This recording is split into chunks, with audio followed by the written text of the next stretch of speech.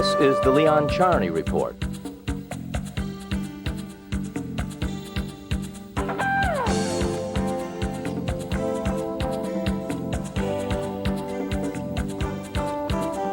And now, here is your host, Leon Charney.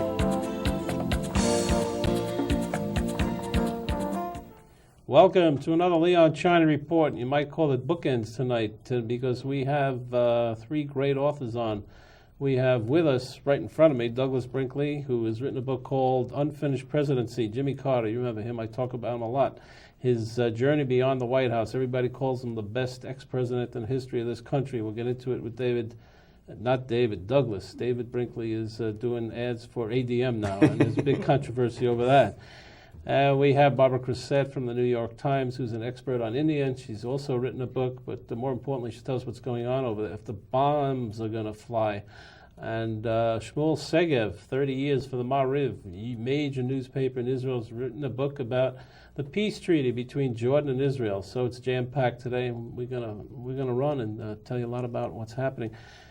Douglas Brinkley, I have to tell you that I was, in a way, a special advisor to Jimmy Carter on the Camp David Accords. I've seen him many times since his presidency.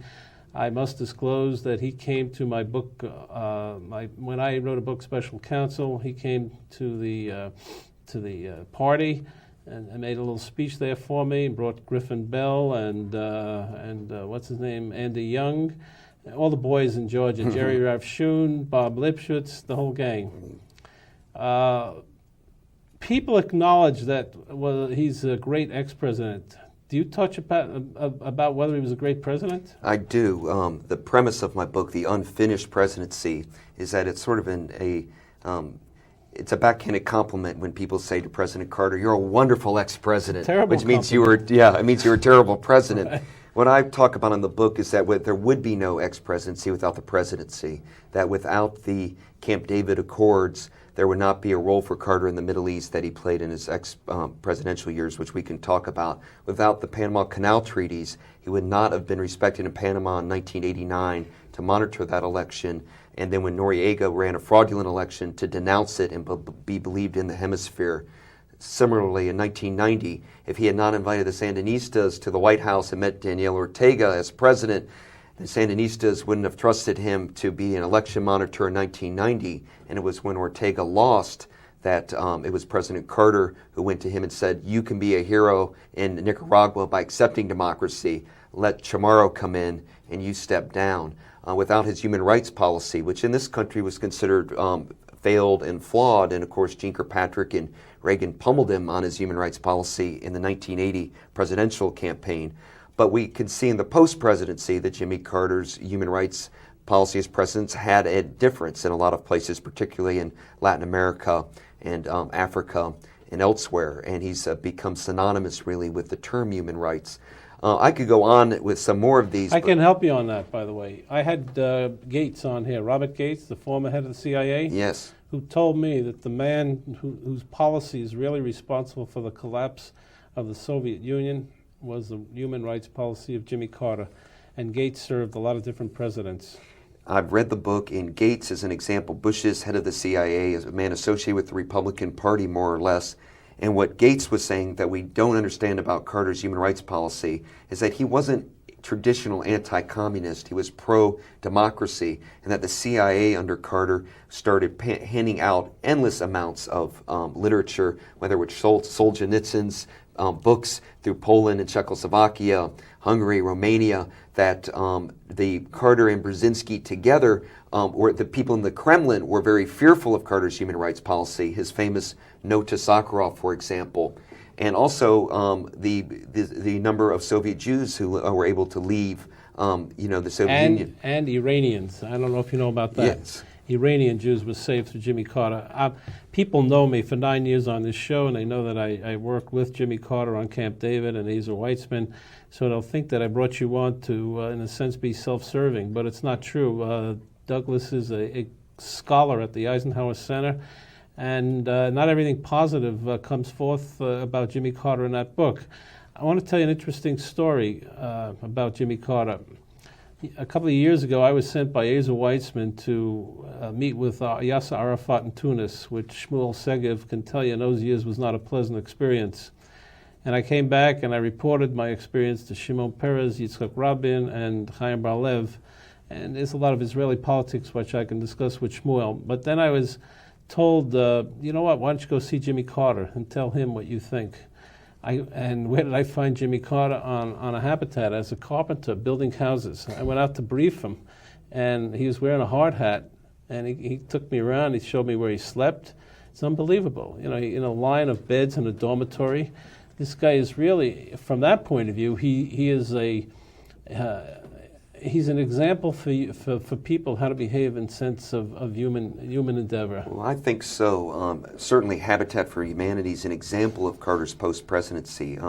That it's the symbol of somebody who was in the White House, going down and living with people like you saw him and actually doing it. And it's not fake photo op. He's knocking hammers there.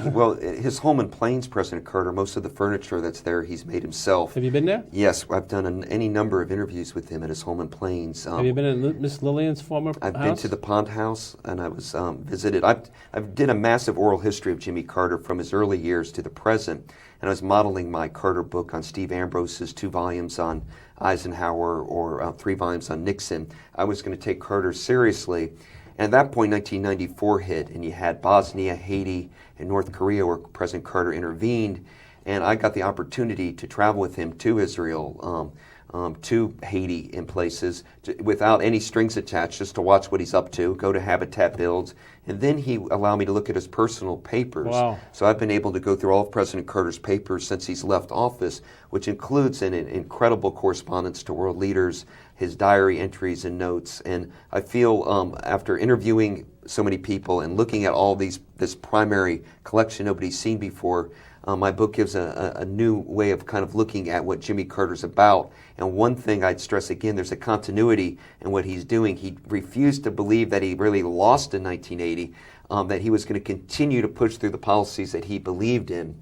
And the part that surprises me about Carter the most is this, and this is something Gates would tell you too, there's a steeliness to him, a toughness to him. See his blue eyes when they get angry? Yeah, that's right.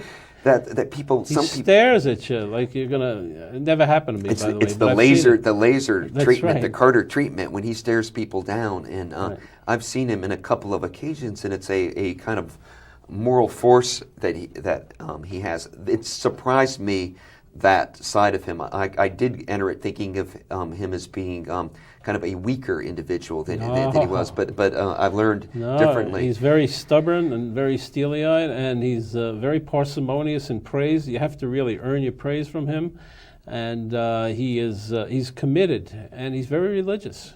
The religion, you can't write the Carter story without understanding right. his religious background and his understanding of the Bible. Both the Old Testament and the New Testament, his commitment. The thing I like about President Carter is that James Baker told me, I interviewed him, and he said, you got to run herd over Carter, or he'll get out of hand. He wants to do so many things on the globe. But on the other hand, he is somebody who will sleep on a cot, who will go to a guinea worm village in Nigeria or an AIDS village in Haiti and write a detailed report that's so thorough and so incredible that you can use him.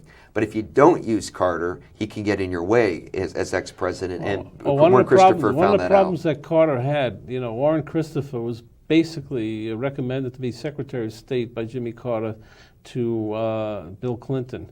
And Christopher was not helpful to him. Every time he wanted to move, Christopher boxed him in. And I think Carter really resents it. I never asked him, but maybe you did. You got it.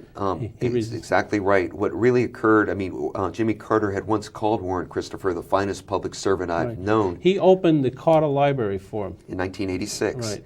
And in 1992, actually, there was a Habitat build with the Clintons, the Gores, and the Carters. And at that point, President Clinton and Carter spoke, and Carter said, I really'd like one thing, if you get elected, Warren Christopher should be Secretary of State. In October 1992, Warren Christopher wrote a detailed report for the future of the Carter Center in Atlanta, October 92. But by December 92, when he was tapped to be Secretary of State, Bill Clinton told Warren Christopher in no uncertain terms, you're serving one president, me, Bill Clinton. You're being retained by one president, me. I don't want you to have anything to do with Carter, the Carter Center. I'm going to have a hard enough time not being the one-term Southern governor without you working for Carter. But unfortunately, Warren Christopher didn't know how to handle that properly and did not return President Carter's phone calls, then had a staff person return them, and I think treated President Carter with some amount of disrespect. By the time they finally met in March of 93 again, they went to the inauguration and had a little meeting, but they had a State Department meeting March of 93. Carter presented Christopher with some things he was interested in, including Sudan and trying to stop the Civil War, a ceasefire there. And basically nothing came out of the meeting. The State Department made it clear they wanted nothing to do with Carter. He eventually got that signal, hence, as Baker said, suddenly Jimmy Carter was in Haiti, was in North Korea, partially with the blessing of the administration, but he started getting involved in areas that they didn't want him because they didn't direct him or say, okay, you got Sudan, stay out of here, but do that. By giving him nothing, it created that climate. On the other hand, you have to have some sympathy, I think, with the State Department. It's unusual to have an ex-president this activist-oriented, this globally oriented, negotiating things. And particularly, he has a close relationship with CNN, and Ted Turner sends a crew with him places. So suddenly, when Carter maybe, before he reports back to, let's say, the White House, CNN, the State Department, he goes and talks to Judy Woodruff on CNN, and boom, they have to react to what Carter just said. That's telediplomacy, and it's a new part of understanding international affairs. And Carter's been a great master at it due to the help of CNN. Also, I can tell you this from my recollections. He thought that President Bush was much more involved with him. He would give him more respect. Ronald Reagan is a no-no in his life. You can't even mention Ronald Reagan's name. Correct or incorrect? Correct. We got to cut for a break. We'll bring you back to exciting stories about Jimmy Carter. And this is a historian and a very strong intellectual mind that has examined Jimmy Carter. So it's not Leon Charney speaking. We'll be right back. We're back. We're talking with Douglas Brinkley, the very talented author from Viking Press, who's written a book on Jimmy Carter, the unfinished presidency, Jimmy's Carter journey beyond the White House, and it's been a fascinating journey. How important was Camp David in Jimmy Carter's life? It's the most important professional act in his life because it gave him an idea of what he was best at, and that's conflict resolution. In fact, Carter's whole post-presidency, by and large, is based on Camp David, although his agricultural programs come from his farming background in Plains, and his mother nursed lepers, people with leprosy, and joined the Peace Corps when she was 70. So some of his public health things come from that. But the conflict resolution grows out of Camp David. What Carter learned at Camp David, that if Sadat and Begin can make peace, and then anybody could, that you can really at least make that effort. And he was stunned to that it pleased him so much that occurred, and of course was the great accomplishment of his administration, that he's tried to do Camp Davids all over the place. Yeah. And of course some work and some don't, but I think what's important about Carter is that he is giving peace a try places, that he's bringing to our attention some forgotten parts of the world. And there's nothing that means more to him than Camp David. You can help me now. He sent me a copy of his book, the first book they wrote on the presidency, and he autographed it as follows: to my fellow Middle East negotiator, Leon Charney from Jimmy Carter. And he was willing to share that with me, which says a lot about the man, wasn't it? Yes, and I think he knows your role as, appreciates that what you did to make Camp David possible, and I think it's a personal tribute to you in your role in that. What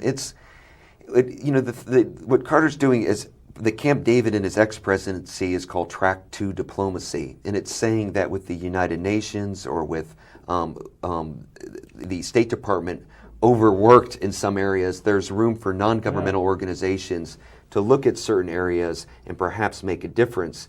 And the moral stature Carter brings to a lot of these problems, whether it's there are about 35 civil wars going on in the world. That's 1,000 battle-related deaths a year.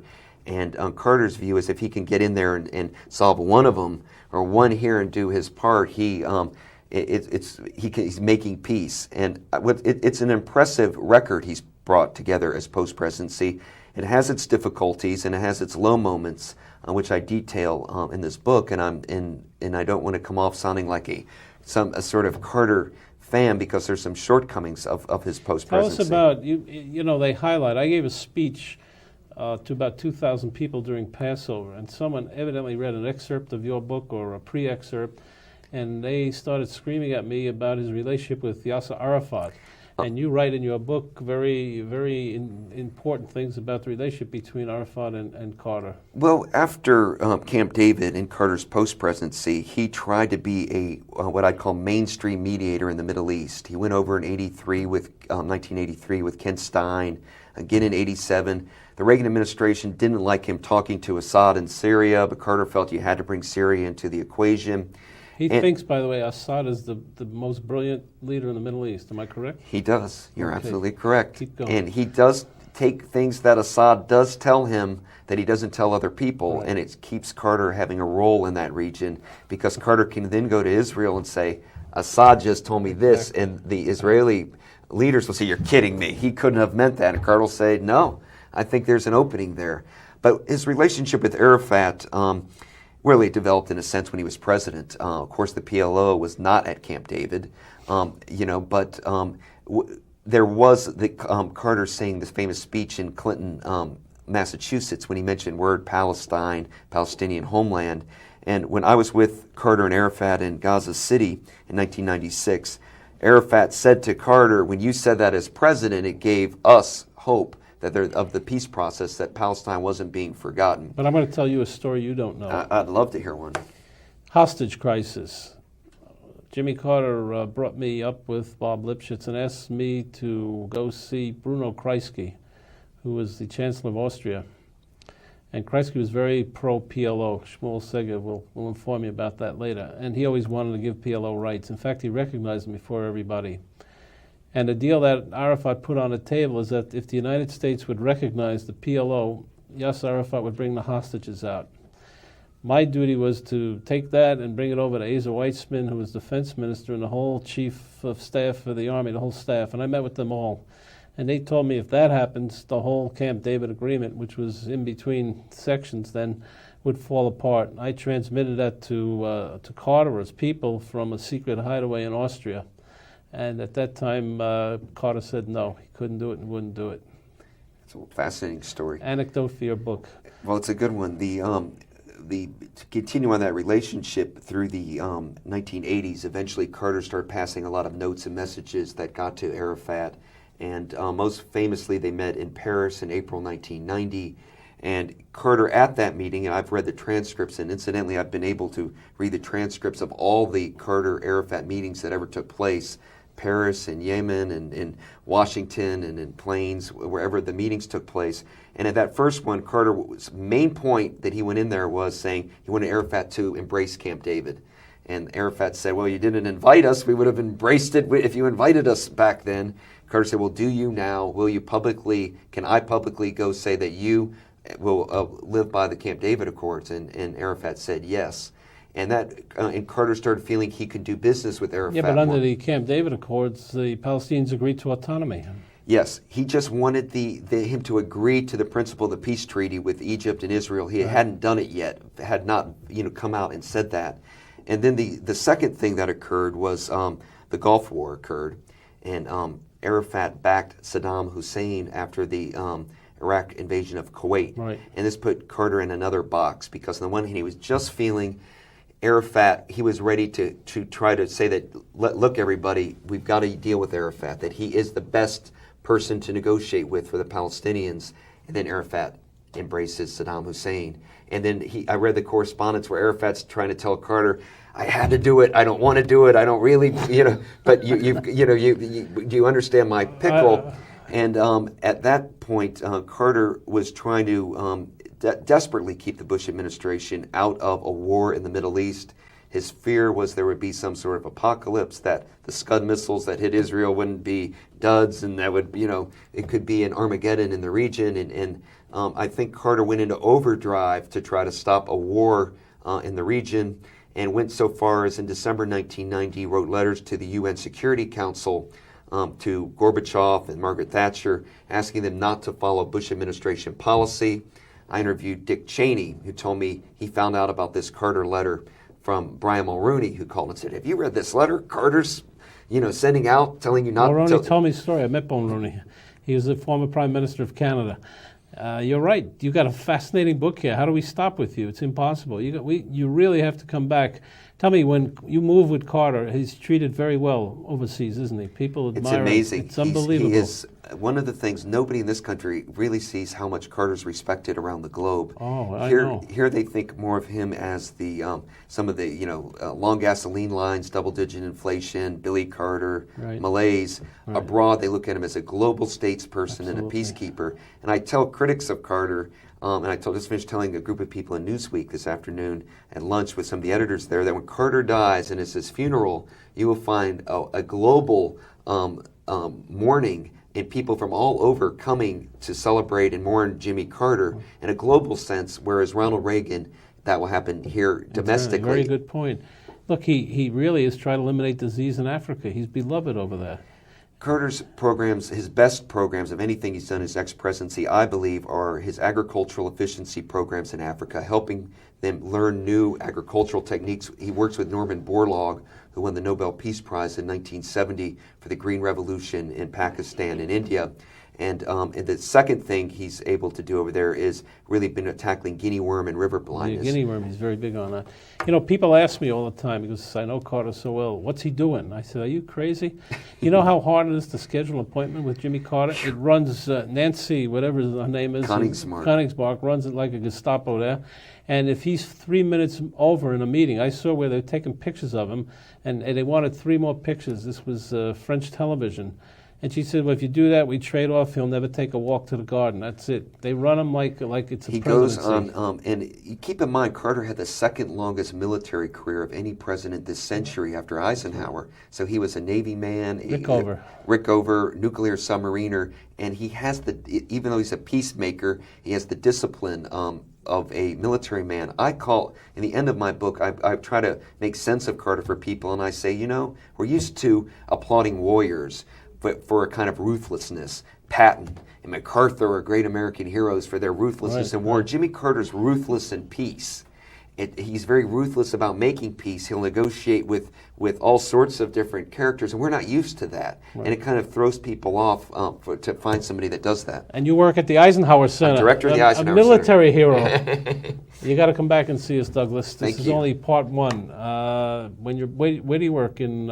It's in New Orleans. New Orleans. So I'm up in New York quite a bit, so I'll let you give you a ring, and we'll come back and talk some more. Come back. We got to cut for a break, and we'll bring on Barbara Crossette, who will tell you about what is going on in India. And I'm telling you, if she doesn't tell you, it's not too good. I can tell you. We'll be right back. Anyway, we're talking with Barbara Crossette, who's a great writer, journalist with the New York Times. She's been on the show before.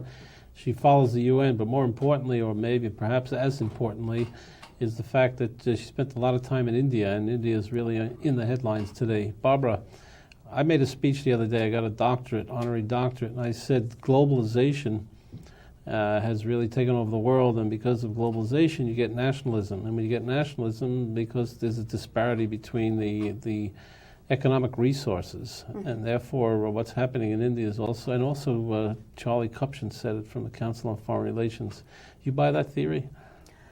I don't necessarily buy the whole thing. I understand. I think it does apply in general terms. But I think in India, and one of the problems we have with coming to grips with what's happened in India is that it is really unique in the classical sense of the word. It has its own culture that goes back thousands of years. It's the only Hindu country in the world. It has some religious nationalism that springs out of itself. And that makes it very special and makes it very difficult sometimes for outsiders to grapple with. Its own philosophical system, its own mythological heroes, its own mythological view of itself. And so while it's obviously part and wants to be part, in fact it's torn. It wants to be part of a globalization and it wants to come to terms with how it's working. And the response to that is partly what you suggest, but also partly something coming deeper and a longer time and emerging in India. Someone told me this morning, in fact, interestingly enough, that India is perhaps finally, after 50 years of independence, defining itself. And we may not like what we see. What do you think they're going to define? Well, they want to be a world power. They want to be armed. They have always been something we don't see from here, a regional bully in the territory around them. They have interfered with every country. They have thrown terror into the hearts of folks all around them. The Sri Lankans, they created Bangladesh out of East Pakistan with their army. They have over the years blockaded Nepal. They have simply wiped out the kingdom of Sikkim and incorporated it into India. And they are a constant worry to Pakistan because Pakistan is so much smaller and so much less well armed. Why are they so aggressive? Well, again, this is partly their view of themselves. I always thought that they perhaps felt that they had inherited the British Empire in Asia. And also, they're just very big. It's the second most populous country, and will be the most populous country, probably will overtake China in the next century. It shares a lot of, I think, what we share, a large land mass, people who can afford to be a little isolationist or provincial, we might call it here. That is to say, you don't feel you need to be worried about the neighborhood. Because they have dominated the whole region, they don't have to worry too much. They talk a lot about Pakistan, the danger from Pakistan. Their big problem, of course, is China, which is just over the mountains. I was going to talk to you about that. Yeah. They claim one of the reasons they set off this bomb or the testing is because of China. They're really worried about China. Is that true? I think that's an excuse, one of the excuses for this. They have some legitimate concerns with China, but all China experts, I think, will tell you that China has no designs on India. Where India, I think, perhaps has some legitimate concerns is it not between the two of them on their Himalayan border, which is literally sky high and very difficult to fight battles on, very difficult to take territory. But when you get into on the southeast side, where you have Burma now under a military dictatorship that calls the whole country Myanmar and calls themselves something else, and there Indians feel, I think, with some justification, the Chinese may be creating an influence that could lead to the expansion of Chinese military power into Southeast Asia. And that's something that India has never had to worry about, that corner of its defense line. All right, how dangerous is this atomic bomb a few of them that they tried to let go this week or last week? I think India is an absolutely marvelous paradox. It's why those of us who've lived there keep going back. It's something because I think it can be an extremely dangerous place, extremely dangerous. I think the direction of Hindu fundamentalism is not even yet known. I think many of us felt that when this Hindu nationalist party came to power, that there were people at the top of it who were, in fact, world figures within reasonable people, and it's been pretty shocking to many people who have been apologizing away almost anything India does under any government. This group is not the only ones. I think now the nuclear power that they have is so popular that every party will now have to follow the same pattern.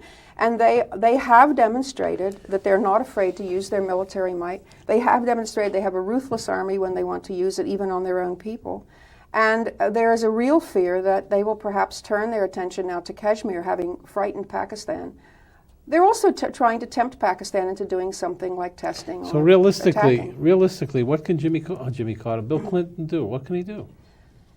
Well, economic boycotts? There are some interesting theories that what the U.S. can do now is take great advantage of Jimmy Carter's, I'm doing the same thing, of Bill Clinton's trip to China, because the Chinese and the Americans now have a very immediate common interest. What India has done has changed the strategic balance of Asia, and it's going to. If it didn't do it overnight, it's going to. The Chinese are aware of this. The Chinese now know. How about Sandy Berger? You think he's aware of it? Well, I guess by now they've found out, but we don't know about the CIA yet. That's still the jury is out. I understand that Clinton was very upset that the CIA and all his information sources gave him no tip about what was going on in India. He really was furious. And my competitor newspaper had a story that even people had gone home thinking there was no particular anything. There was nothing to be worried about that Sunday night. Who said that? Washington Post? Mm-hmm. Had gone home, leaving a film running by itself from surveillance satellites. And saw the next morning that something they should have seen the night before. So we're in for a dangerous time right now. I mean, putting nuclear weapons in the hands of people who are not always reasonable is not a very happy thought.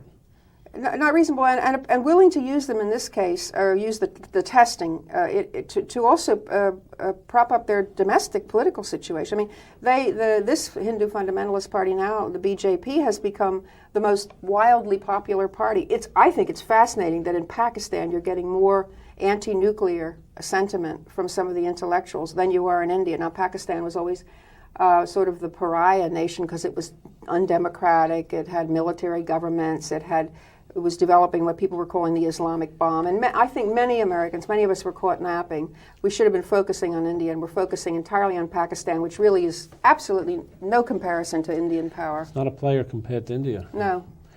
Who rules India today, really? Who rules India? Well, if what people say is true, that India is defining itself finally after independence and shedding the last vestiges of its sort of,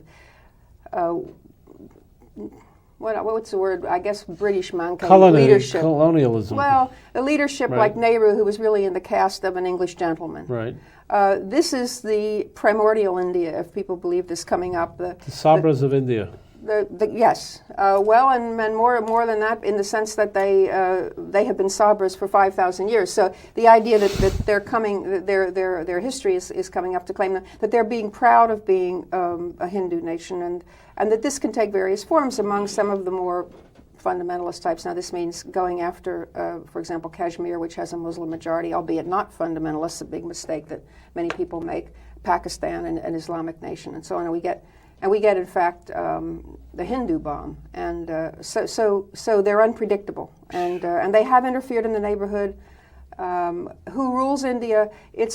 Right now it's a political coalition that until the last few weeks, when the tests were made and other things took place, was really very, very much unstable, and now it's very strong. And the Indians rule India. They vote, and if they continue to vote and support this very belligerent, we can show you kind of we're nuclear armed attitude and pay no price, then it's bad. We're in rough shape. Barbara's also written a book called The Great Hill Stations of Asia. Take a look at this, and right after a break, we'll come back and ask her to explain. It's a very interesting book, and I think you'll find it fascinating. The topic, the subject, it's something that you won't find every day. We'll be right back. We're back. Barbara has written a book called The Great Hill Stations of Asia. She was a correspondent in Southeast Asia for a number of years, in India. Tell us why you wrote this book. Well, it's a peculiarity of colonialism, a leftover that didn't die, refuses to die. When the colonial people went out there, and it was not just the British, it was us in the Philippines, it was the French in Vietnam, the Dutch in Indonesia. They got homesick and they got sick, and sometimes they got mentally sick from life in these tropical countries. And so, without exception, the colonials went up in the hills and built these little refuges where they put little towns that looked like home. And they were high enough to be away from the malarial mosquitoes. They were far enough away, the colonial historians would say, from the population. It's a racist step to keep themselves removed, but I think it was more than that. I think it were people who were frightened their children were dying. They built their schools up there. They built so they created their own little villages. They created their own little towns. And they sought refuge there, and they built sanitariums for the soldiers who were sick, and so on. And these places didn't die. They're all high altitude. Some of them up at 9,000 feet. How many are there like this? Oh, there are dozens. I think an American geographer, has found 90 in India alone, because India, of course, was the biggest colony. But they're scattered from Pakistan all the way to the Philippines and Indonesia. Interesting place.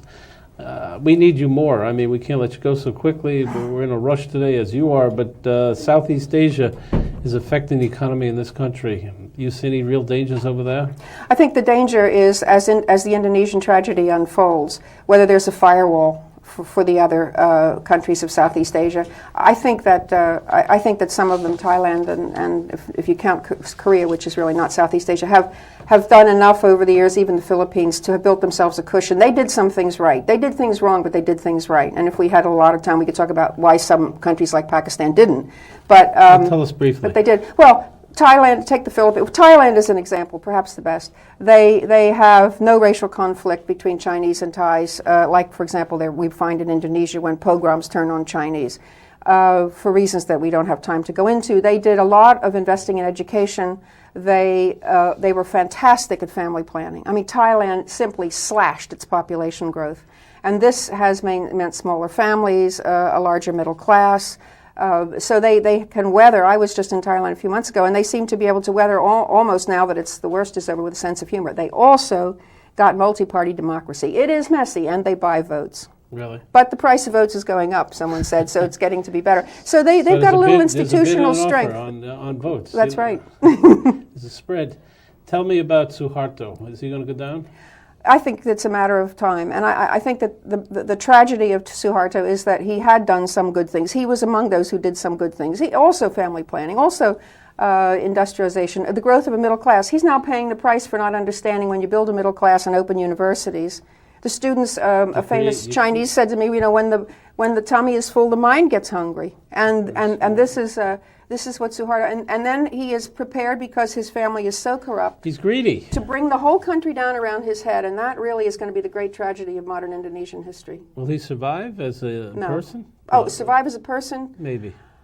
Maybe. I think in the Southeast Asian context, this kind of thing is more likely than not. They'll find some way. They usually do. But it depends how long he holds out. Barbara, if you were Alan Greenspan today and you had to make a judgment on whether to raise interest rates, which is a big thing in this country right now, and the reason he doesn't is because the economy is so shapeless in Southeast Asia, how much time do you think will need to come back? Well, we'll just have to wait to see what happens. As I was saying, the question is whether there are firewalls that will protect the other Southeast Asian countries. The Philippines is just changing presidents.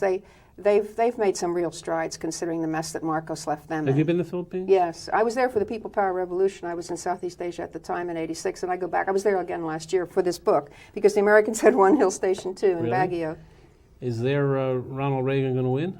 Yes, he's apparently won. It's not official yet, but he's won. And an actor has taken over the Philippines, not taken over, has been elected the president of the Philippines. Yeah, an actor with a fairly profligate lifestyle, we're told. Is that right? Yes, who's now going to be the president. But, you know, some people are seeing this as the Philippine people finally choosing... the whole world has this tremendous birth of nationalism, or not birth, but it just keeps getting stronger and stronger.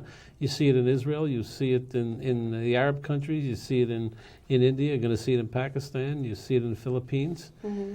Something's going on. We're going into the 21st century with a lot of different feelings than we left. Strong feelings, yeah. Very strong. And the Soviet, you know, I took an honorary doctorate this weekend, and the person on the platform me getting a doctorate also was the former mayor of Moscow.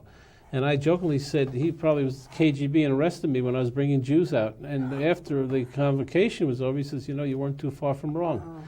So the world has changed where I am getting. He's thrown me in a gulag 20 years ago, and now we're friends and alumni. Sharing the platform. Sharing the platform. Yeah. Barbara, thanks a million for coming on. You. You're always a delight. Thank you. Don't leave us. We have Samuel Segev coming in to tell us about how Jordan and Israel created a peace treaty, if it works. We'll see. He'll tell you. We're back. Samuel Segev is our guest. He's written a book called Crossing the Jordan, and he informs me this is not only about Jordan, but he's going to tell you about Oslo 1, Oslo 2, the Oslo agreements, and I think he agrees with me that they were not really well done. Let's say they're half-baked, and he's going to give you a lot of information that no one else has. He's been a reporter for the Ma'ariv for 30 years and 6 generations Israeli, so he has a lot to tell you. Shmuel, welcome. Tell us about Oslo. Let's get into it right away. A mess?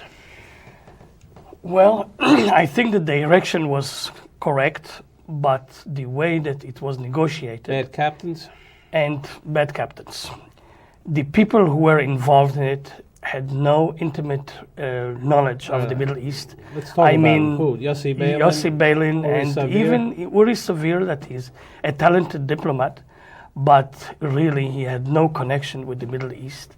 And not only that, the problem was that Rabin, until the very last moment, didn't believe in the success of Oslo. So he didn't bring the experts from the intelligence community, from the army, so that they could help the inexperienced Beilin and Savir in that direction.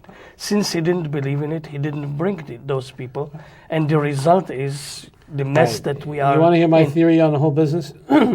I've said it before on television, but because you're here, we can discuss it, and you can challenge me. Yitzhak Rabin never believed in Arafat. I went to see Arafat secretly when your friend Asa Weizmann was nearly thrown out of government in Geneva for meeting for a different chap from the PLO. But I went back and briefed Peres and Rabin and Bar-Lev. Everybody was for more talks. Rabin says, I don't want to know him, disgusting. He doesn't represent anybody. Bingo. So that's where it stopped. Then Shimon Peres, who lost the election basically to Yitzhak Rabin and became his foreign minister reluctantly, said, I'm going to move for the peace. I met him on a Friday afternoon in downtown Tel Aviv in his old office, and he said, I'm going to move this thing no matter what. And I'll show you, I'll move the party. And what he did is he got Nissim Zvili elected party secretary, and despite the negative of Rabin, he got Asa Weizmann as president of Israel. I'm saying it in the book. Okay, Rabin then felt discouraged and maybe he was losing his party.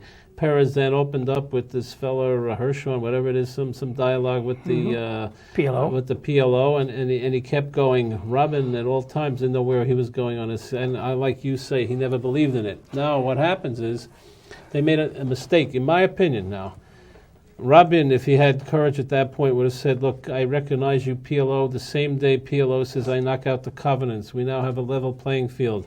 They go to another city, Geneva, I don't care where, and they talk about how to bring it all together because they didn't have an economic infrastructure. Without an economic infrastructure, boom, Hamas comes. Any disputes on this theory?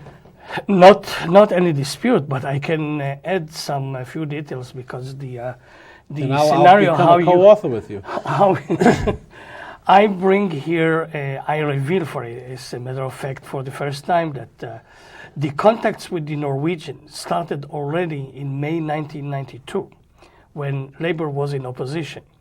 And when Labour was elected, the Norwegians came and gave Balin an offer that he couldn't turn it down. They covered all the financial expenses of the secret trips to Oslo. The Norwegians. The Norwegians. They wanted to be players. Right. And Peres and Balin did not inform Rabin until February 1993, well after the negotiations, the secret negotiations have started. Because Rabin did not believe in that, he didn't stop it. Because he said, okay, you're right. That's his temperament. Let him play. Let him break his head. And I can tell you even more, a discussion between Rabin and the Egyptian foreign minister 3 weeks before Oslo was signed. And Amr Moussa came to Jerusalem, met with Rabin, and he told him, let Peres and Abu Mazen play with their fantasies. I really don't think that anything will come out of it. 3 weeks before the accord was signed. So, of course, when you have such a short period, all the problems of security, are not well borders, negotiated. settlements, and so on were not negotiated, Right. were put under the carpet, postponed, and therefore I'm saying also here that if Rabin was with us today, he would have encountered the same problems As Bibi. as Bibi is encountering. No question. I agree with you 100%. And I think it was a sloppy, not well-drafted agreement. Answer this question for me. Why did those two guys rush to sign that agreement? You mean... Peres and Rabin. Well, because... The momentum was already built? The momentum was built. Rabin, at a certain point, when he came under Peres' pressure, he appointed Uri Savir as the negotiator. That was in May 1993. Bad mistake. Then he sent Yoel Singer, the legal advisor, in June 1993. Then there was a big pause in the negotiations. There was a crisis in July 1993. And here again, interestingly enough, Peres sent a secret message to Abu Mazen. You have to... He's the chief negotiator for the PLO. Not everybody knows these names. So he said, you have 2 weeks or 3 weeks to finish. Otherwise, everything will collapse because Rabin and Christopher don't like Oslo. They want to bring the negotiations back to Washington. So if you don't compromise with me on Oslo, you will have to go to Washington. And that's how it was done. So great historical mistake, in your opinion. Well, the process is good. As I said, the direction is good and correct because eventually we have to negotiate with the Palestinians. But if it was left to Rabin, he is more cautious. He is very keen on details. in many respects, he resembles Assad of Syria, that he wants to wrap up all the details before he gives his signature. Well, here, it was just the opposite. You signed a declaration of intentions, declaration of principles, and left the hard work of negotiations after the Oslo and not before. So that, in that respect, it was a mistake. So where do we go from here? Bibi Netanyahu is bound to accept the document because it's signed on by the government of Israel. What he's trying to do now is interpret it differently. Am I correct? Yes and no. I think that even before he was elected, he committed himself to continue the Oslo Accord. Right. Because he understood and he was briefed by experts on international law that you cannot abrogate an international treaty where the President of the United States is a witness. Right. So you cannot annul the agreement. By the way, I interviewed Yitzhak Shamir, and I asked him what he would do. He said, I would abrogate. Well, it's Shamir. But he's out of government Right. today, so he can afford to say it. Right. But No, you're right. legally, it's impossible. Impossible. So he has to continue, and it is my opinion that it passed the point of no return. No question. Because I don't see Israel going back to Gaza. I don't see Israel reoccupying the 7 cities and the 450 villages that the Arafat is already controlling. I cannot see us going back to where we were before Oslo. All right, we're going to cut for a break, but think about this. The big question is May in 1999, Mr. Arafat declares a state. Tell us what happens. Okay. We'll hold it. We'll be right back. Shmuel will answer the question. We're back with Samuel Segev, who's written a book called Crossing the Jordan, and he tells you that he's not only talking about Jordan, he's talking about the Oslo agreements, which we're talking about now, the Palestinians. All right, Shmuel, what's the answer? 1999 comes, Arafat will declare a state or not? Arafat wants to declare a state. Whether he will, it is still very questionable. He knows very well that it is against the Oslo Accords, because there is a very specific clause in the Oslo Accords that even if the final status negotiations did not end by the 4th of May 1999, he cannot take, neither side can take unilateral steps. So by declaring a Palestinian state, he is taking a unilateral step, which means the end of the Oslo Agreement. Once the Oslo Agreement is not binding, so it is not binding on either side. Right, so what happens? So he's taking a very big risk. But he wants to take a risk, and he does it. What happens? Well, 100 countries recognize him, but not the United States? I don't believe that the United States will recognize. I don't believe that most of the European countries will recognize, because they know, they have their legal experts, and they will tell them that it is against the agreement. And so I don't think that they can go so bluntly and abuse the spirit and the letter of the agreement. Maybe the Arab countries will recognize. Some of the African and the Asian countries will recognize. This used to be the pattern during the Cold War, so it didn't bother really anyone. What is important is the Western world, the United States, Europe, Canada, Japan. I don't think that those countries will recognize a Palestinian state because, as I said, they know. Interesting you say that. Abba Eben was on the show a couple of months ago. He thought they would recognize him. And there are a lot of people who do, but it's a split decision. Well, I think that I was listened to Al Gore's speech at AIPAC few days ago, and he said it very clearly, that it will be a mistake to take a unilateral step concerning this issue. All right, let's talk about Jordan for a minute. People think that the Jordan peace treaty happened in 20 minutes. You and I both know that since 1948, there have been a lot of delicate talks with the Hussein family. I know that Yitzhak Rabin used to meet him on a ship, and they used to bring him into the safe house in Israel, and Peres met him. Everybody used to meet. They met with the doctor in London, who was a Jewish cardiologist. So we know a little bit about that. Yep. It didn't happen extemporaneously, did it? I detail here, I think it's the most detailed story of the secret relationship between Israel and Jordan on the political level since 1963, because that's when the political discussions began. Since 1963 until the signature of the accord, King Hussein practically met most of the Israeli prime ministers, except Menachem Begin, that it didn't work out, but he met several times, even with Shamir. Of course, he met with Bibi Netanyahu before his election and after, but he had the most intimate relationship with Yitzhak Rabin. Yeah, they smoked cigarettes together. Not only that, they used to meet almost every 2 months, and he valued the analysis of Rabin about world affairs and also about developments in the Middle East.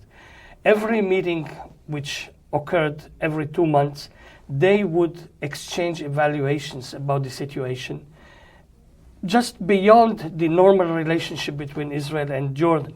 We go and talk about Egypt, Iraq, Iran, the Persian Gulf countries, the United States, and all the things. I bring here even a funny story, a very amusing, that in one of the meetings with Golda Meir, he told her that he has problems with the refugees in the Jordan Valley.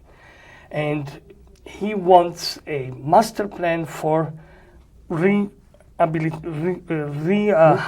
Rehousing, right? So in his presence in Tel Aviv, in a secret place where they met in Tel Aviv, in his presence, she picked up the phone, she called Los Angeles, her friend Lou Boyer, I think he's now the late Lou Boyer, a big builder in Los Angeles. And he helped the Jordanians. And he said, Lou, I have a friend and I want you to help him.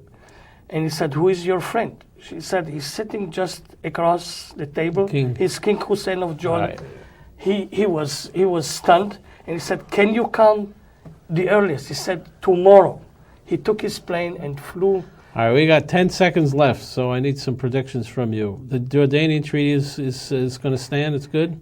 I think it's solid. Unless something unexpected will happen with the Palestinians, like a renewed violence in a very large scale. All right. It will hold. The second prediction, I predict Bibi Netanyahu will make a deal on the West Bank within the next 6 weeks. What do you say? I agree that he will make a deal. Whether it is 6 weeks or earlier, I don't know. But I'm definitely sure that he will make a deal. Well, thanks for coming on, and good luck with the book. Thank you for having me. My pleasure. See you next week.